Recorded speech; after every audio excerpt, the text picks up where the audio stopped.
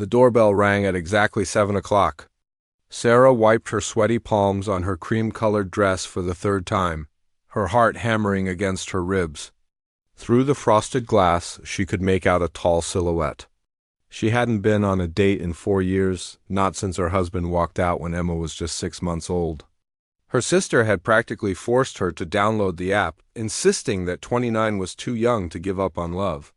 But standing there, hand trembling on the doorknob, Sarah wondered if this was a mistake. She pulled open the door and her breath caught.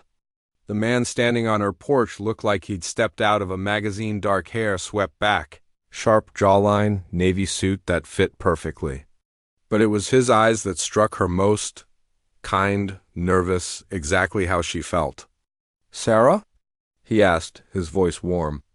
"I'm Daniel." She nodded, unable to find words as he smiled. Then he leaned in slightly, close enough that she caught the scent of his cologne and whispered words that made her blood run cold. "My kids are in the car." Sarah's mind went blank. Kids in the car? Her eyes darted past him to the black SUV parked at the curb. Through the tinted windows, she could barely make out small shapes in the back seat. I don't understand," she stammered, taking a step back. Daniel's face crumpled with guilt and embarrassment. "I'm so sorry. I know this looks terrible. The babysitter canceled 20 minutes ago, food poisoning. I tried calling, but your profile didn't have a number listed. I was going to cancel, but..." He ran his hand through his hair, genuinely distressed. "I've been looking forward to meeting you all week.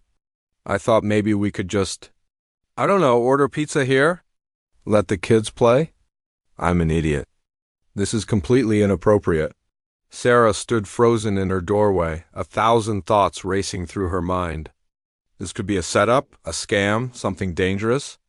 But looking at Daniel's mortified expression, the way his shoulders sagged with disappointment, she recognized something familiar, the exhaustion of single parenthood. The guilt of wanting something for yourself. "How old are they?" she heard herself ask. Daniel's eyes lit up with cautious hope. 7 and 5. "Leo and Mia, they're good kids, I promise. They've already eaten. They can watch a movie on my phone while we talk?" He paused. "Or I can go." "I completely understand if you want me to leave." Sarah glanced back into her house where her own daughter Emma was probably still glued to her tablet, oblivious to the drama at the front door. Something in her chest loosened. Maybe this wasn't the romantic evening she'd imagined, but it was real, messy, honest. "Wait here," she said softly. Daniel nodded, not moving from the porch. Sarah walked back to Emma's room, her mind made up. "Baby, put on your purple dress. We're having company for dinner." Emma looked up, confused. "Who?" Sarah smiled, surprising herself. "Some new friends." 10 minutes later, her living room had transformed into controlled chaos. Leo, a serious boy with his father's dark eyes, sat on one end of the couch building an elaborate tower with Emma's blocks. Mia, all wild curls and missing front teeth, was showing Emma her collection of princess stickers with an enthusiasm that made both parents smile. Daniel and Sarah stood in the kitchen, their fancy date clothes looking ridiculous as they made peanut butter and jelly sandwiches because Emma insisted everyone needed a snack. "I really am sorry," Daniel said again, cutting crusts off bread.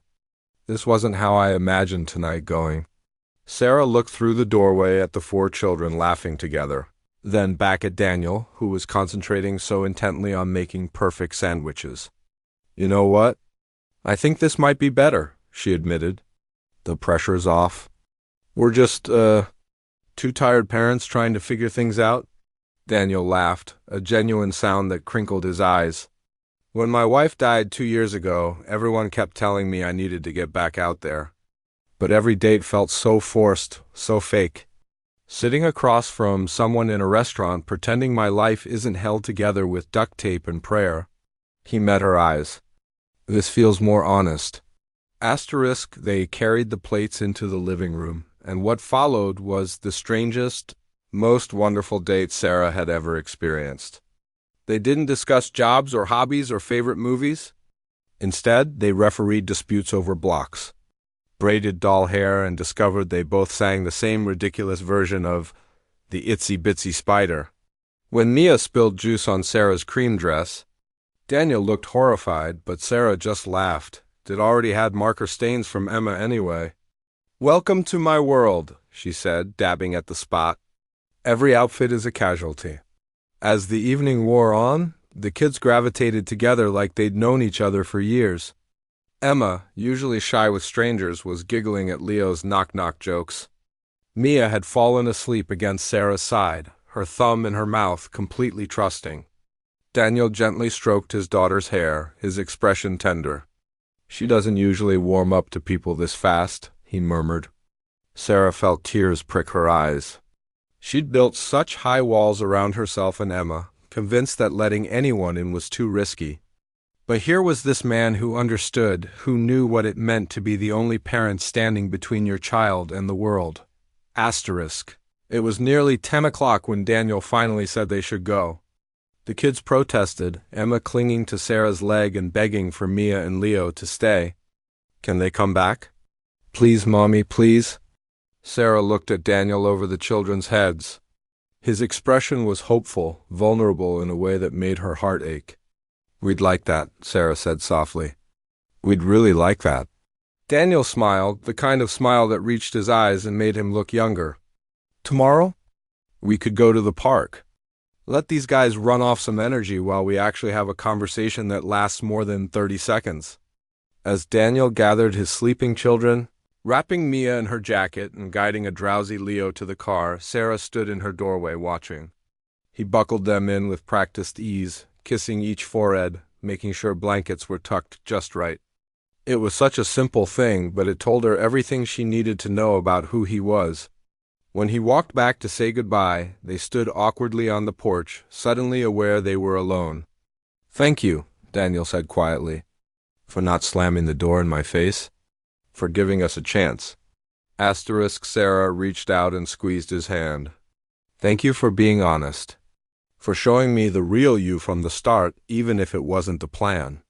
Daniel's fingers wrapped around hers, warm and steady. "My life is complicated. It's chaos and bedtime battles and packed lunches and parent-teacher conferences.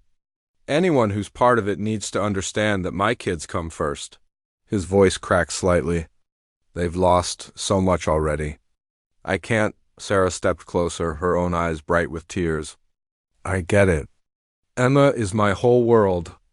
I've been so scared of letting anyone in because what if they leave? What if she gets attached and then loses someone else?" They stood there in the porch light, two broken people who'd somehow stumbled into something that felt like hope. "So we take it slow," Daniel said. "We let the kids lead. We figure it out together." Sarah nodded, then surprised herself by leaning up and kissing his cheek. "Park tomorrow at 10, she whispered. "And Daniel? Next time you can bring the kids on purpose." He laughed, the sound full of relief and joy. And Sarah realized that sometimes the best love stories don't start with candlelight and romance.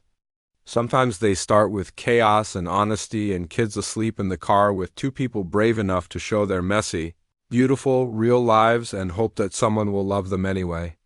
As she watched his taillights disappear down the street, Emma tugged her hand. "Mommy, I like our new friends." Sarah scooped her daughter up, holding her close.